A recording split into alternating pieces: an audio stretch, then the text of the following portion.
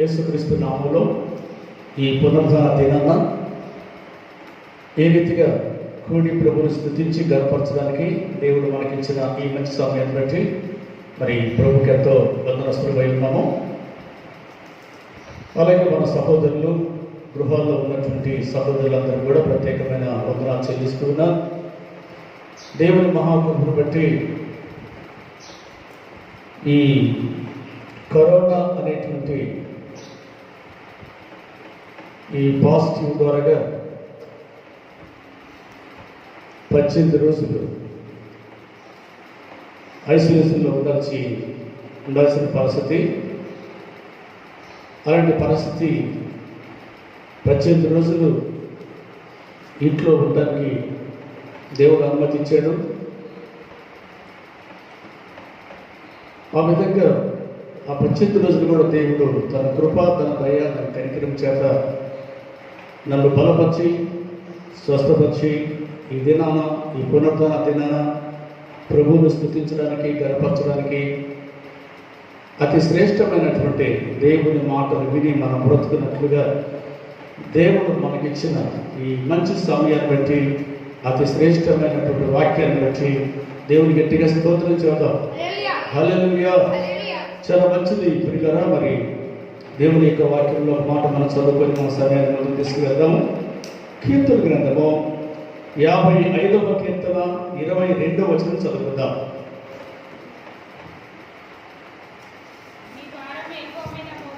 నీ భారము యెహోవాపైన మోపము, ఆయనే నిన్ను ఆదుకొనును. నీతిమంతులను ఆయన ఎన్నడూ కదలనివ్వడు. ప్రార్థన చేసుకుందాం. ప్రేమ కలిగిన తండ్రి, దయగలిగిన యేసయ్యా, ఈ వాక్యంతో మాతో మాట్లాడి ఈ వాక్యం చేత మమ్మల్ని బ్రతికించండి. మమ్మల్ని బాధల్లో మాకు నెమ్మదిని కలగజేసి నీ రాకడ కొరకు మమ్మల్ని సిద్ధపరిచి నడిపించమని యేసు నామములో ప్రార్థన తండ్రి. ఆమేన్. ఆమేన్. దేవుని గట్టిగా స్తోత్రం. హల్లెలూయా. చాలా మంచిది పిల్లలు. దేవుని యొక్క వాక్యంలో దేవుడు తన మాటలు మనకు తెలియజేస్తున్న మాటలు మనం శ్రద్ధగా విందాము. దేవుని వాక్యం మనకు చెప్తున్న మాట ఏంటంటే, సామెతల గ్రంథము మాట చదవండి. సామెతల గ్రంథం చూద్దాం. సామెతల గ్రంథంలో ఒక మాట అంటాడు. సామెతల గ్రంథం 1వ అధ్యాయము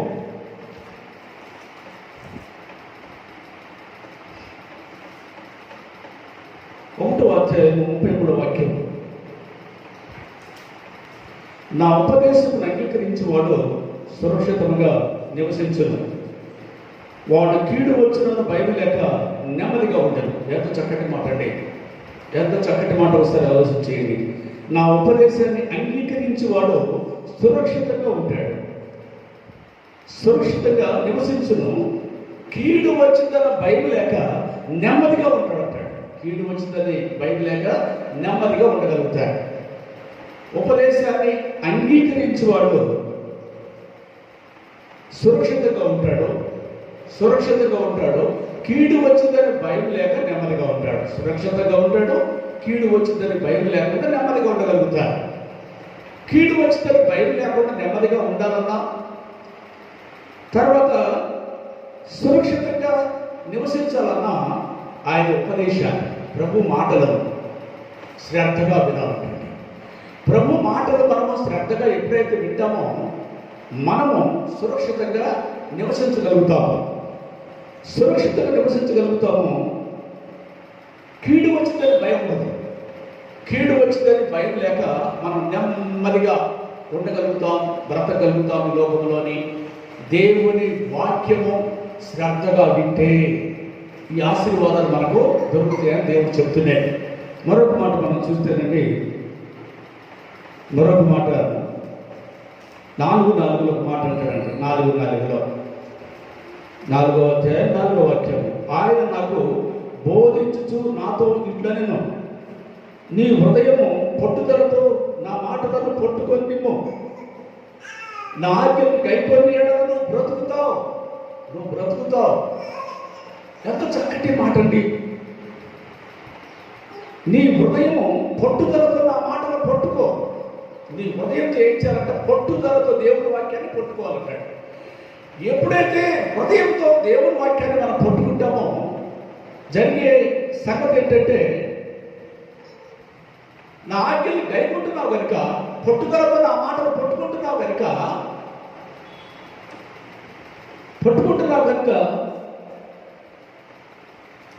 ఆజ్ఞల్ని గైకునేడు బ్రతుకుతావు అంటాడు. బ్రతుకుతావు అంటే ఈ లోకంలో అందరూ బ్రతుకుతున్నారు కదా, అందరూ బ్రతుకుతూనే ఉన్నారు కదా, ఇంకా నేను బ్రతికేది ఏంటి, వాక్యాన్ని వింటే బ్రతకడం ఏంటి అని అనుకోవచ్చు. అంటే లోకమంతా కూడా శరీరానుసారంగా బ్రతుకుతున్నారు, ఆత్మానుసారంగా చచ్చిపోయి ఉన్నారు. లోకమంతా శరీరానుసారంగా బ్రతికి ఉన్నారు, ఆత్మానుసారంగా అందరూ చచ్చిపోయి ఉన్నారు. అందుకే దేవుని వాక్యం చెప్తుంది, నా వాక్యాన్ని హృదయంతో పట్టుకుంటే, పట్టుదల కలిగి నువ్వు పట్టుకోవడం ద్వారాగా నీ ఆత్మ బ్రతికింది అని చెప్తుంది. ఏం బ్రతికింది చెప్పండి? ఆత్మ బ్రతికింది. మన ఆత్మ బ్రతికితే పరలోకానికి వెళ్తాము, ఆత్మ చచ్చిపోతే నరకానికి వెళ్తాము. లోకమంతా ప్రజలు బ్రతికే ఉన్నారు, కానీ బ్రతికి ఉండి కూడా ఆత్మ చచ్చింది, ఆత్మ చనిపోయింది. పేరుకు మాత్రం బ్రతికే ఉన్నారు, కానీ ఆత్మ పాపముల చేత అపరాధముల చేత చచ్చినటువంటి ఆత్మగా ఉంటుంది. అందుకే దేవుని వాక్యం వింటే ఏమైతామంటే మన ఆత్మ బ్రతికించబడింది, మన ఆత్మ బ్రతికించబడింది. అందుకే దేవుని వాక్యము స్పష్టంగా చెప్తుంది, నీ హృదయంతో పట్టుదలతో నా మాటలు పట్టుకొని నిమ్మో, అలా పట్టుకుంటే నీవు బ్రతుకుతావు. నీ ఆత్మ బ్రతికింది. నీ ఆత్మ బ్రతికితే దేవుడు నీలో ఉంటాడో, నీవు దేవుళ్ళో ఉంటావో, దేవుడు నీవు అన్నింటినీ కలిగి సహవాసం కలిగి నడుస్తావు. దేవుని గట్టిగా స్తోత్రం చేయాలి, గట్టిగా హల్లెలూయా హల్లెలూయా. కనుక ప్రియులారా, నీ వాక్యమే నన్ను బ్రతికించెను, బాధలో నాకు నెమ్మది కలగజేసెను అంటారు. దేవుని వాక్యం మనల్ని బ్రతికించింది, బాధల్లో మనకు నెమ్మదిని కూడా కలగజేసింది. వాక్యం బాధల్లో నెమ్మదిని కలగజేసింది. అందుకే దేవుని వాక్యం చెప్తుంది, నీ భారము యెహోవాపైన మోపము, ఆయనే నిన్ను ఆదుకొనును. ఆయనే నిన్ను ఆదుకుంటాడు. ప్రభువే నిన్ను ఆదుకుంటాడు. ఆయన ఆదుకోవాలంటే మనం ఏం చేయాలి? దేవుడు మనల్ని ఆదుకోవాలంటే మనం ఏం చేయాలి? మన భారము ఆయన మీద, మన బరువు తీసి ఆయన మీద పెడితే ఆయన మనల్ని ఆదుకోవడం ప్రారంభిస్తాడు.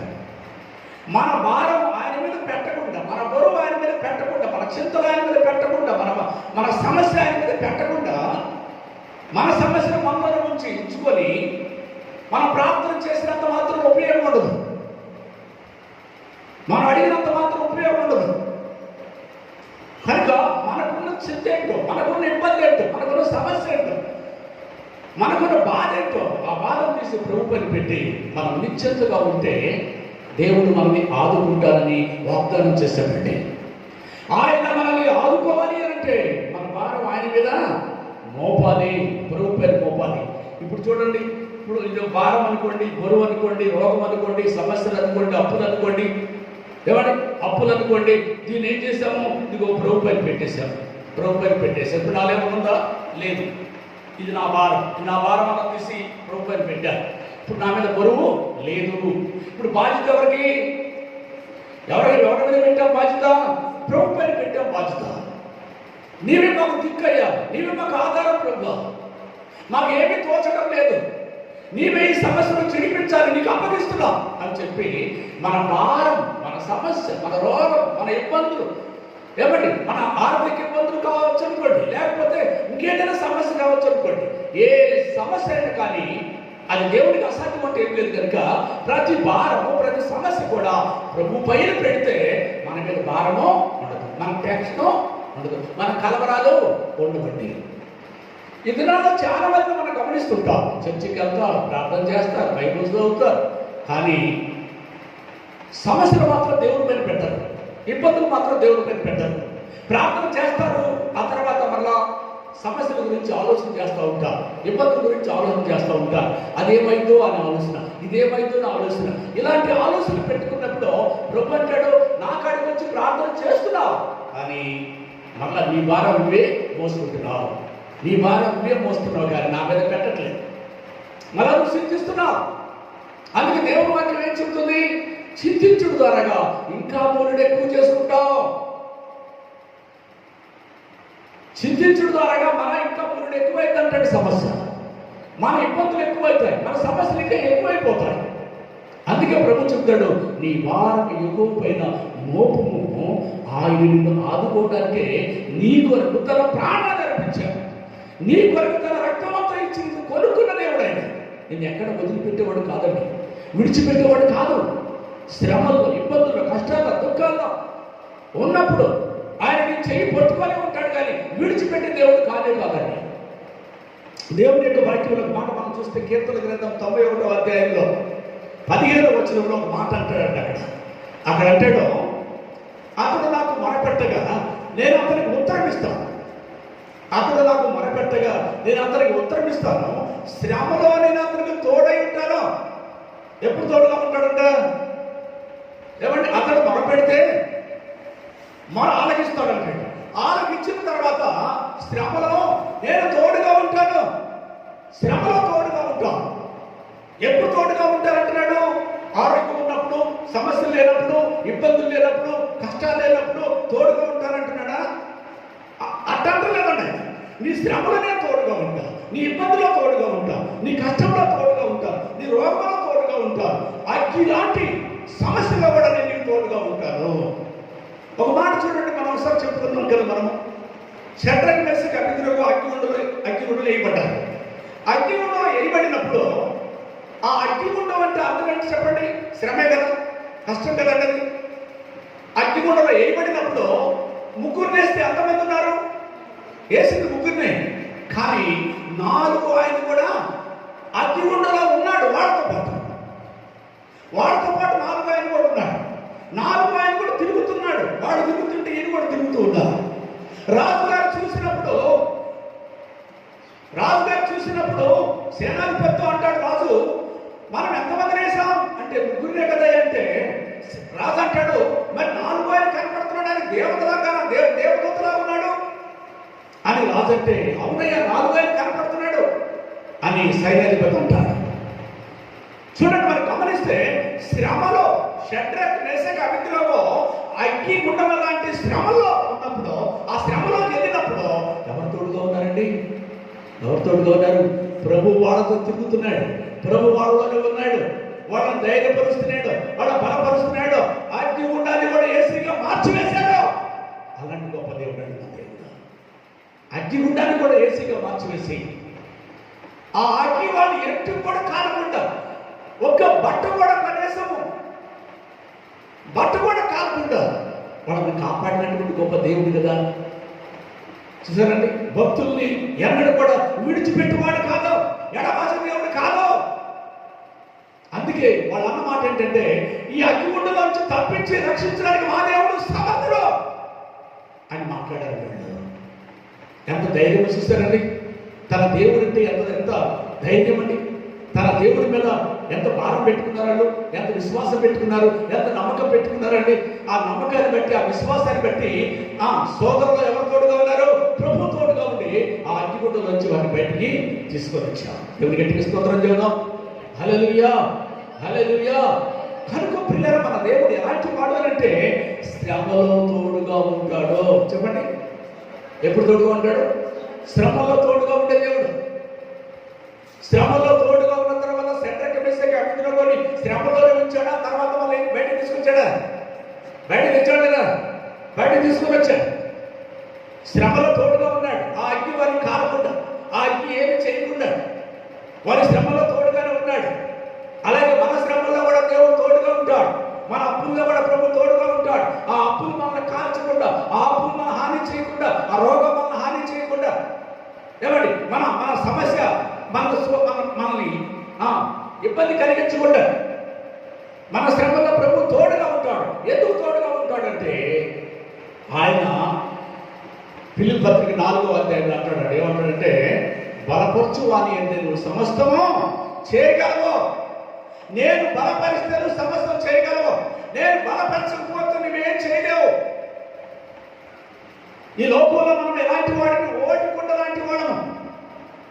మరణమై స్మరణకి రాని వారి వల్ల మరవబడిన వారిని ఓటికుండ లాంటి వాడం. మనం ఓటికుండ లాంటి వాడం కాబట్టి మనల్ని ప్రభువు బలపరచాలి. బలపరచు వాని అంటే మనం ఈ లోకంలో అన్ని చేయగలం. ప్రభు మనల్ని బలపరచకపోతే మనం ఏమి చేయలేము, మూలం పడిపోతాం. ఆయన బలపరిస్తే ఏ పనైనా చేయగలం, తిరగలం, మాట్లాడగలం, ఏదైనా చేయగలం. ఆయన బలపరచకపోతే మనం ఒక వస్తువులాగా మూలపడిపోతాం, పనికిరాని వస్తువులాగా, ఓటికుండలాగా మూలపడిపోతాం. అందుకే దావీదు అంటాడు, నేను ఓటికుండ లాంటి వాడిని ప్రభువా అంటాడు. ఓటికుండ లాంటి వాడిని ప్రభువా, నేను ఓటికుండ లాంటి నన్ను మీరు బలపరిచి నన్ను వాడుకుంటున్నారు. బలపరిచి నన్ను వాడుకుంటున్నావయ్యా, ఇది నీ కృప, నీ దయ అని చెప్పి దావీదు పలుకుతున్నాడండి. కనుక పిల్లల మన భారము ఆయన మీద మోపినప్పుడు ఆయనే మనల్ని ఆదుకునే దేవుడుగా ఉన్నాడు. మరొక మాట చూడండి, కీర్తన గ్రంథం 46వ అధ్యాయం 1వ వచనం చూడండి. కీర్తన గ్రంథము 46వ అధ్యాయము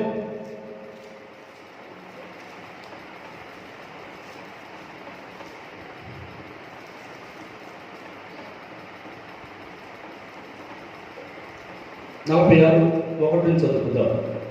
దేవుడు మనకు ఆశ్రయమును దుర్గమునై ఉన్నాడు. ఆపత్కాలములలో ఆయన నమ్ముకోదగిన సహాయకుడు. దేవుని గట్టిగా స్తోత్రం చేద్దాం. హల్లెలూయా. ఎంత చక్కటి మాట అండి. దేవుడు మనకు ఆశ్రయమును దుర్గమునై ఉన్నాడు. ఆపద కాలంలో ఆయన నమ్ముకో తగిన సహాయకుడు అంటాడు. నమ్ముకో తగిన సహాయకుడు. ఆపద కాలంలో నమ్ముకోదగిన సహాయకుడు ఆయన అంటాడు. దేవుడు మనకు ఆశ్రయమును దుర్గమునై ఉన్నాడు. ఎలా ఉన్నాడంటే దేవుడు, యేసయ్య ఎలా ఉన్నాడు? మనకి ఆశ్రయము దుర్గముగా ఉన్నాడు. మనకి ఆపద కాలంలో ఆయన నమ్ముకోదగ్గ సహాయకుడు. ఆపద కాలంలో మనం ఉన్నప్పుడు ఆయన నమ్ముకుంటే మనకు సహాయం చేసేటువంటి దేవుడిగా ఉన్నాను అని చెప్తున్నాడండి. ఆపద కాలంలో, కష్టకాలంలో, దుఃఖకాలంలో మరణమైతాను అనేటువంటి భయం వచ్చిన సందర్భంలో కూడా ఆయన నమ్ముకోదగిన సహాయకుడు అంటాడు. ఆయన నమ్ముకుంటే ఆపద కాలంలో కూడా సహాయం చేయడానికి సిద్ధంగా ఉన్నటువంటి దేవుడిగా ఉన్నాడు మన ప్రభువు యేసు క్రీస్తు. ఆయన మనకి ఏమై ఉన్నాడంటే ఆశ్రయమై ఉన్నాడు. ఆశ్రయమై ఉన్నాడు. దుర్గమై ఉన్నాడండి. దుర్గము, ఆశ్రయము. ఎంత గొప్ప దేవుడు అంటే మనకి, ఇంత గొప్ప దేవుడు మనకి దొరికినందుకే మనం ఎంత సంతోషించాలి, ఎంత ఆనందించాలంటే. అందుకే దేవుడు వాక్యం చెప్తుంది. ఫిలిప్పీ 4:4 అంటాడు, ప్రభువునందు ఎల్లప్పుడూ సంతోషంగా ఉండండి. ప్రభువునందు ఎల్లప్పుడూ సంతోషంగా ఉండండి. అప్పుడప్పుడు కాదు, ఆరోగ్యం ఉన్నప్పుడు కాదు, ఆరోగ్యం లేనప్పుడు కూడా సంతోషంగా ఉండాలి. అప్పుడు ఉన్నప్పుడు కూడా సంతోషంగా ఉండాలి. సమస్యల్లో ఉన్నప్పుడు కూడా సంతోషంగా ఉండాలి.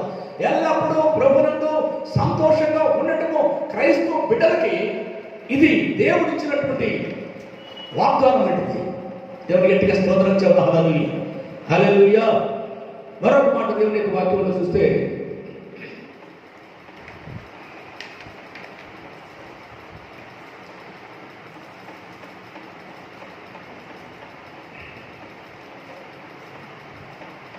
రెండవ వచనం చూడండి. 3వ వచనము, వాటి జలముల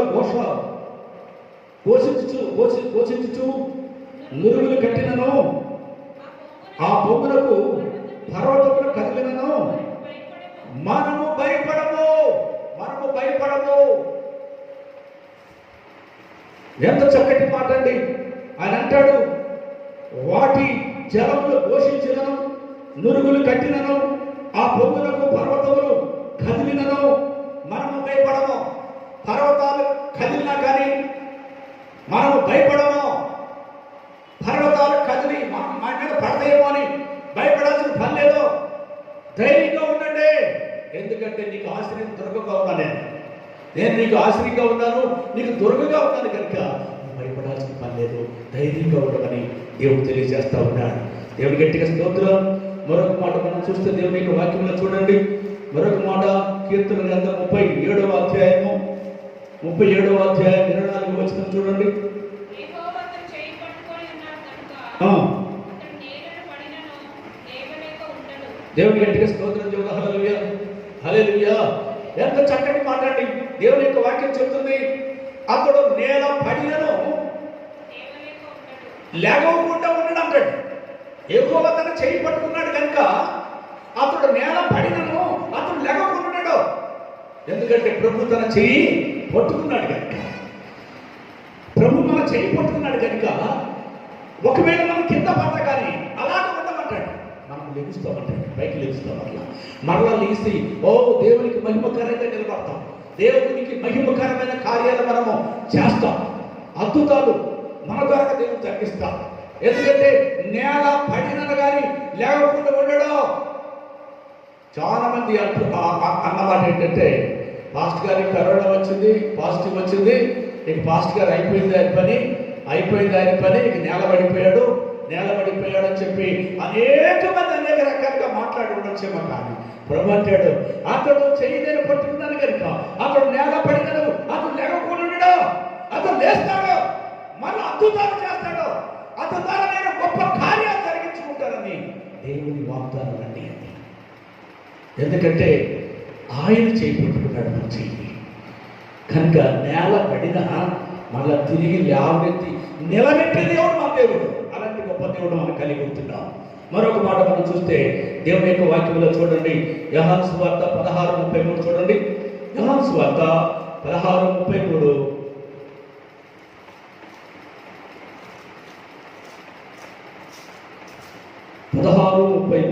నా యందు నీకు సమాధానం కలుగునట్లు ఈ మాటలు నీతో చెప్పుచున్నాను. లోకంలో మీకు శ్రమ కలుగును, అయినను ధైర్యం తెచ్చుకొనుడి, నేను లోకమును జయించి ఉన్నాను. దేవుని గట్టిగా స్తోత్రం చెబుదాం. హల్లెలూయా. ఆయనను లోకంలోని శ్రమ కలుగును. ఎంత చక్కటి మాట్లాడి అక్కడ, లోకంలో మీకు శ్రమ కలుగును, ఆయనను ధైర్యం తెచ్చుకోండి. లోకంలో మీకు శ్రమ కలుగును, అయినా మీరు ధైర్యం తెచ్చుకోండి. ఎందుకు? నేను లోకమును జయించి ఉన్నాను, నేను లోకాన్ని జయించిన వాడు కనుక, నేను ఉన్నాను కనుక లోకంలో మీకు శ్రమ కలిగింది, అయినా మీరు ధైర్యం తెచ్చుకోండి. ఎందుకు? నేను శ్రమను జయించిన వాడిని కనుక, నేను శ్రమను జయించిన వాడిని కనుక లోకంలో నీకు శ్రమ కలవచ్చు, ఇబ్బందులు కలవచ్చు, కష్టం రావచ్చు, రకరకాల నిందలు రావచ్చు, అవమానాలు రావచ్చు నీకు, కానీ ధైర్యము తెచ్చుకోండి. ఎందుకు? నేను లోకమును జయించి ఉన్నాను, లోకములో ఉన్న శ్రమను జయించిన వాడు నేనున్నాను కనుక, నన్ను నమ్ముకున్నావు కనుక నువ్వు నన్ను బట్టి నువ్వే కలిగి ఉండాలి. ధైర్యము తెచ్చుకోవాలి. ధైర్యం తెచ్చుకో. నేను లోకమును జయించి ఉన్నాను కనుక ధైర్యం తెచ్చుకొని, దేవుడు ఎంత చక్కటి మాట అంటే, ఎంత చక్కటి మాట ప్రభు పలుకుతున్నాడంటే, లోకంలో మీకు శ్రమ కలుగును, ఆయనను ధైర్యం తెచ్చుకోండి, నేను లోకమును జయించి ఉన్నాను, ఆయనని మీరు ధైర్యం తెచ్చుకోండి. లోకంలో మీకు శ్రమ కలిగినప్పుడు ఒక వింతగా అనిపించవచ్చు, బాధ అనిపించవచ్చు, కానీ ధైర్యం తెచ్చుకోండి నన్ను బట్టి. ఎందుకంటే నేను లోకమును జయించిన వాడను, నేను మీలో ఉన్నాను కనుక అందరూ బట్టి మీరు ఏం కలిగి ఉండాలి? ధైర్యము కలిగి ఉండాలి. ధైర్యాన్ని తెచ్చుకోవాలని దేవుని యొక్క వాక్యం చెప్తుంది. దేవుని గట్టిగా స్తోత్రం చెబుదాం. హల్లెలూయా. యోహాను పత్రిక 4:4లో మాట్లాడతాడండి. అక్కడ ఏమంటాడంటే, చిన్న పిల్లలారా మీరు దేవుని సంబంధం, లోకంలో ఉన్నవారి కంటే మీలో ఉన్నవాడు గొప్పవాడు కనుక వాడిని మీరు జయించి ఉన్నారు. చిన్నపిల్లలారా మీరు దేవుని సంబంధులు. ఏమంటే ఎవరి సంబంధులు? మనము సాధారణ సంబంధులమా, లోక సంబంధులమా? కానే కాదండి, మన దేవుని సంబంధులము. మనం దేవుని సంబంధులు కనుక, చిన్నపిల్లలారా మీరు దేవుని సంబంధులు కనుక, లోకంలో సాధారణ ఉన్నాడు, లోకంలో ఉన్నవారి కంటే మీలో ఉన్నవాడు ఎవరు? గొప్పవాడు. మనలో ఉన్నవాడు ఎవరు? గొప్పవాడు మనలో ఉన్నాడు కనుక, మీలో గొప్పవాడు ఉన్నాడు కనుక వాడిని మీరు జయిస్తారు. సాతాన్ని మీరు జయించగలుగుతారండి. అంటే గొప్పవాడని యేసయ్య మనలో ఉంటేనే మనం సాతాన్ని జయించగలం. కానీ యేసయ్య మనలో ఉండకపోతే మనం సాతాన్ని జయించలేకపోతాం. మనలో యేసయ్య ఉండాలంటే మనం ఏం చేయాలి అంటే యేసయ్యకి నమ్మకంగా బ్రతకాలి. యేసు కొరకు నమ్మకంగా బ్రతకాలి. ఎడతెక్క ప్రార్థన చేయాలి. ఎడతెక్క బైబిల్ చదువుకోవాలి. ఎడతెక్క సహోదరులతో సహవాసం కలిగి ఉండాలి. అలాగ ఉన్నప్పుడు దేవుడితో సహవాసం కలిగి మనం ఉన్నప్పుడు ప్రభు మనలో ఉంటాడు కనుక మనం లోకంలో సాతాన్ని మనము జయించగలము. దేవుని గట్టిగా స్తోత్రం చెబుదాం. హల్లెలూయా. సాతాన్ని మనం జయించాలంటే మనలో ఎవరు ఉండాలి? ప్రభు ఉండాలి. యేసయ్య మనలో ఉండాలి. దేవుని గట్టిగా స్తోత్రం. కీర్తన గ్రంథము 9:9 మాట చూడండి. 9వ అధ్యాయం 9వ వాక్యం. కీర్తన గ్రంథము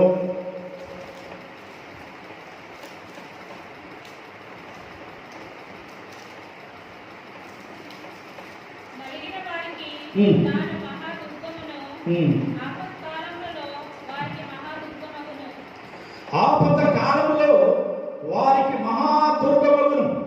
యెహోవా నిన్ను ఆశ్రయించు వారిని నీవు విడిచిపెట్టువాడవు కావున నీ నామం ఎరిగిన వారు నిన్ను నమ్ముకొందురు. ఎంత చక్కటి మాట అండి. ఇక్కడ అంటాడైనా నలిగిన వారికి తాను మహాదుర్గంగా ఉంటాడో. నలిగిన వారికి మహాదుర్గంగా ఉంటాడో. ఎవరైతే నలిగి ఉన్నారో, ఎవరైతే ఇబ్బందులు ఉన్నారో, సమస్యలు ఉన్నారో, కష్టాల్లో ఉన్నారో, నిందలు, అవమానాలు, లేక అప్పులు, రకరకాల వాటిలో నలిగి ఉన్నారేమో వారికి ఏమై ఉంటాడంటే దుర్గంగా ఉంటాడంటాడు. వాళ్ళు విడిచిపెట్టేవాడు కాదు, దుర్గంగా వాళ్ళకు ఉంటాడు. దుర్గంగా వాళ్ళకుండి ఆ నలిగిన వారిని బలపరచువాడు, నలిగిన వారిని ఉద్ధరించేవాడు, నలిగిన వారిని ఆదరించేవాడు, నలిగిన వారిని తలగా చేయవాడు, నలిగిన వారిని పైవారిగా చేసే దేవుడిగా మనకు ఉన్నట్టుగా దేవుని వాక్యం స్పష్టంగా చెబుతుంది. యెహోవా నిన్ను ఆశ్రయించు వారిని నీవు విడిచిపెట్టువాడు కావో. యెహోవాని ఆశ్రయించు వారిని దేవుడంట విడిచిపెట్టేవాడు కాదంటాడు. మన ప్రభు అన్నాడు విడిచిపెట్టేవాడు కాదంటాడు. ఆయన ఎవరైతే ఆశ్రయిస్తారో ఆశ్రయించినటువంటి వారిని ప్రభు వదిలిపెట్టడో. ఈ లోకంలో తల్లి మర్చినా, తండ్రి మర్చినా, అక్కచెల్లెలు మర్చినా, అన్నలు మర్చినా, బంధుమిత్రులు మర్చినా, ఎవరు మరిచినా, ఎవరు విడిచినా యెహోవాను ఆశ్రయించినటువంటి వారిని యెహోవా విడిచిపెట్టేవాడు కాడండి. విడిచిపెట్టేవాడు కాదు. అలాంటి గొప్ప దేవుని మనం కలిగి ఉంటున్నామండి. కావున నీ నామం ఎరిగిన వారు నిన్ను నమ్ముకుంటారు. నీ నామాన్ని ఎరిగిన వారు నిన్ను నమ్ముకుంటారు. యేసయ్యను గుర్తు ఎరిగిన వాడు, యేసయ్యను రుచి చూసిన వాడు, యేసుని ఎరిగినటువంటి వాడు, రుచి చూసినటువంటి వాడు ఆయన నమ్ముకుంటారు. ఎంత గొప్ప దేవుడు అంటే, ఎంత గొప్ప దేవుడు అంటే, మనటువంటి గొప్ప దేవుడు, ఎంత అమూల్యమైనటువంటి దేవుడిగా మనకు కనపడుతున్నాడు. నలిగిన వారికి తాను మహాదుర్గంగా ఉంటాడు. ఆపద కాలంలో వారికి సహాయ ఆపద కాలంలో మహాదుర్గంగా ఉంటాడు. దుర్గమగును. యెహోవా నిన్ను ఆశ్రయించు వారిని నీవు విడిచిపెట్టేవాడు కాబట్టి అలాంటి గొప్ప దేవుడిని మనము కలిగి ఉన్నాం. దేవుని గట్టిగా స్తోత్రం చెప్తా. హల్లెలూయా. చూడండి, దేవుని యొక్క వాక్యంలో మరొక మాట మనం చదువుకుందాము. 30వ అధ్యాయం కీర్తన గ్రంథము 30వ అధ్యాయము 11వ వచనం చూడండి. 30:11.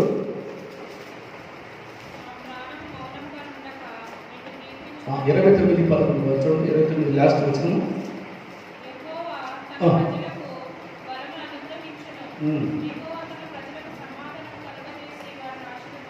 దేవుని గట్టిగా స్తోత్రం చెబుతా. హల్లెలూయా. యెహోవా తన ప్రజలకి బలమును అనుగ్రహించును. యెహోవా తన ప్రజలకి సమాధానం కలగచేయును. యెహోవా తన ప్రజల్ని ఆశీర్వదిస్తాడంటాడు. ఇక్కడ 3 ఆశీర్వాదాలు మనకు కనపడుతున్నాయి. యెహోవా తన ప్రజలకి మొదటగా బలమిస్తానంటాడు. యెహోవా తన ప్రజలకి సమాధానం ఇస్తాడు. యెహోవా తన ప్రజలకు ఏమిస్తాడు? సమాధానం ఇస్తాడు. యెహోవా తన ప్రజలను ఆశీర్వదించును. ఎంత చక్కటి మాట. మన భారం ఆయన మీద పెట్టినప్పుడు మన భారం ప్రభు పైన పెట్టినప్పుడు ప్రభు ఏం చేస్తానంటున్నాడంటే వారికి నేను బలం ఇస్తానని చెప్తున్నాడు, వారికి నేను సమాధానం ఇస్తానని చెప్తున్నాడు, వారికి నేను ఆశీర్వదిస్తానని చెప్తున్నాడు. ఎంత గొప్ప దేవుడు అంటే ఆయన. మన భారం ప్రభు పైన పెట్టినప్పుడు, మన చింతలు ప్రభు పైన పెట్టినప్పుడు, మన ఇబ్బందులు ప్రభు పైన పెట్టినప్పుడు ఆయన మనకు బలాన్ని ఇస్తాడు. బలం ఇచ్చే దేవుడిగా మనకున్నాడు. రెండవదిగా సమాధానం ఇచ్చే దేవుడిగా ఉన్నాడు. మూడవదిగా ఆశీర్వదించే దేవుడు. ఇలాంటి గొప్ప దేవుడు మనం కలిగి ఉన్నాం పిల్లరా. ఆయన యందు మనము నమ్మకం ఉంచి మన భారం ప్రభు పైన పెడతాం, మన చింతలో ప్రభు పైన పెడతాం, మన రోగాన్ని ప్రభు పైన పెడతాం, మన అప్పులు ప్రభు పైన పెడతాం, మనకున్న ప్రతిది కూడా ప్రభు పైన పెట్టి మనం నిశ్చింతగా ఉంటే ప్రభు అంటాడు, నీ భారము ఎక్కువ పైన మోపము, ఆయన నిన్ను ఆదుకుంటాడు. ఆయన నిన్ను ఆదుకొని నీకు బలం ఇస్తాడు, నీకు సమాధానం ఇస్తాడు, ఆశీర్వదిస్తాడు. అలాంటి గొప్ప దేవుడు కలిగి ఉన్నాము. అందును బట్టి మనకు ధైర్యము తెచ్చుకొని మనం ముందుకు వెళ్ళాల్సిన వారిగా మనం ఉంటున్నాం ఈ లోకంలో. కనుక ప్రియురా, దేవుడు ఎంతైనా నమ్మదగిన మంచి దేవుడి కనుక ఆయన అంటాడు, నువ్వు చింతించొద్దు, నువ్వు బాధపడద్దు, నీ సమస్యలు, నీ చింతలు, నీ ఇబ్బంది, నీ కష్టము, ఏ విషయంలో నువ్వు నీ బాధతో ఆ బాధని నామని పెట్టి నువ్వు నిశ్చింతగా ఉండి ప్రార్థన చేయి. కొంతమంది గాలిలో దీపం పెట్టి దేవుడు చూసుకుంటాడంటే కుదరదండి. గాలిలో దీపం పెట్టి దేవుడు చూసుకుంటాడని కాదు, కానీ ప్రభు పైన మనం పెట్టినప్పుడు ఏం చేయాలి? ప్రభుకి మనం అప్పగించినప్పుడు దాని మీద మనం ప్రార్థన చేయాలి, బ్రతిమలాడుకోవాలి, ఓదాడుకోవాలి, కన్నీరు విడవాలి, రోదన చేయాలి, అంగలార్చాలి. మనకు అడిగితే తప్పకుండా దేవుడు ఏం చేస్తాడంటే ఆయన మీద పెట్టిన భారము, మనం పెట్టిన భారం, ఆ భారంలో నుంచి విడిపించి మనకు విశ్రాంతిని ఇస్తాడు. ఏమంటే మనకు సమాధానం ఇస్తాడు, మనకు బలం ఇస్తాడు, మనల్ని ఆశీర్వదించే దేవుడుగా మనకున్నాడు. కనుక అలా చేద్దాం. దేవుడి మాటలు దీవించింది కాక ఆమె ప్రార్థన చేస్తుందాం. ప్రేమ కలిగిన మా ప్రియ యేసు ప్రభువా, ఇప్పుడు వరకు అనేక విషయాలు మాతో మాట్లాడినందుకే స్తోత్రాలు, వందనాలు చెల్లించుకుంటున్నాం తండ్రి. అయ్యా, ఈ 18 రోజులు ఐసోలేషన్లో ఉన్నప్పుడు తండ్రి ఎంతగానో బలపరిచి కాపాడి, అయ్యా నేల పడినా నన్ను తిరిగి లేవనెత్తి నిలబెట్టినందుకు స్తోత్రాలు, వందనాలు చెల్లించుకుంటున్నాం తండ్రి. అలాగే ప్రభువా, యేసయ్యా నీకు వందనాలు. 4 నెలల నుంచి తండ్రి ఆరాధన చేయలేకపోతున్నాం. ఈ కరోనా వైరస్ ద్వారా తండ్రి సంఘములో సంఘ బిడ్డలమైన మేమందరం కలిసి ఆరాధించలేకపోతున్నాం. అయ్యా కనికరించండి, కృప చూపండి నాయనా, దయ చూపండి తండ్రి. ఆరాధన చేసుకోవడానికి ఈ కరోనా వైరస్ నుంచి విడిపించి అందరూ కలిసి ఆరాధించినట్లుగా సహాయం చేయండి. మీరు మహిమ పొందమని ప్రార్థన చేస్తున్నాం. సంఘ బిడ్డలందరూ కూడా తండ్రి బుద్ధిగల కనికల వలె, గట్టి గింజల వలె, గోధుమ గింజల వలె, మంచి చేపల వలె ప్రభువా నీ కొరకు తండ్రి, నీ కొరకు నీ బిడ్డలు పట్టుదలగా నిలబడడానికి సహాయం చేయండి. ఏ కరోనా వైరస్ నీ బిడ్డలకు రాకుండా సహాయం చేయండి. కరోనా వైరస్ మా దేశంలో, మా రాష్ట్రంలో లేకుండా పూర్తిగా నిర్మూలన చేసి అందరికీ స్వాతంత్రాన్ని ఇవ్వండి, అందరికీ నోటి నిండా నవ్వివ్వండి, నోటి నిండా సంతోషం, ఆనందాన్ని కలిగించమని మమ్మల్ని అందరూ మీ చేతుల్లో పెట్టుకుంటూ మీరే మహిమయు ఘనతయు ప్రభావాలను చేసే మీరు పొందవాలి. యేసు నామములో ప్రార్థన తండ్రి, ఆమేన్. మన తండ్రి అయిన దేవుని యొక్క ప్రేమ, కుమారుని కృప, పరిశుద్ధాత్మ యొక్క అన్యోన్య సహవాసము ఇప్పుడు ఎల్లప్పుడూ సదాకాలం సకల పరిశుద్ధులు కూడిన మనందరికీ దేవుని ఆత్మనిత్యము తోడయుండి నడిపించును గాక. ఆమేన్, ఆమేన్. ప్రభునామములో అందరికీ వందనాలు.